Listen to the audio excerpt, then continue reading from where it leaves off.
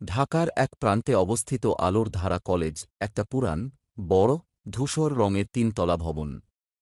বাইরের দিকটা দেখে মনে হয় যেন কোনো জমিদার বাড়ি, ভেতরে ঢুকলে শীতল হাওয়া বয়ে যায়।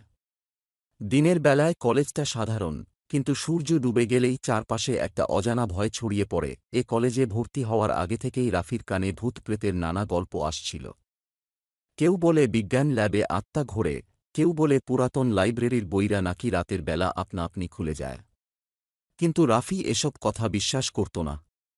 তার যুক্তিভিত্তিক চিন্তা ছিল, ভূত টুতো কিছু নেই, তবে ঘটনা ঘটল একদিন, ঠিক বৃহস্পতিবার রাতে। ক্লাস শেষে সবাই বাড়ি চলে গেছে। গার্ড কলেজের ফটক বন্ধ করতে ব্যস্ত। রাফি ঠিক করল সে কলেজেই থাকবে, সত্যি সত্যিই কিছু আছে কি না সেটা দেখবে। রাত ৮টা। চারদিক নিস্তব্ধ। রাফি কলেজের পুরান লাইব্রেরিতে লুকিয়ে থাকে। বাইরের বাতাস থেমে গেছে, যেন সময়ও স্থির হয়ে গেছে। হঠাৎ ঠক ঠক ঠক, দূরের বিজ্ঞান ল্যাবের দরজায় শব্দ। রাফি ধীরে ধীরে গিয়ে দেখে দরজাটা আধা খোলা। সাহস করে ঠেলে ভেতরে ঢোকে। ঘরটা অন্ধকার, ধুলায় ভর্তি।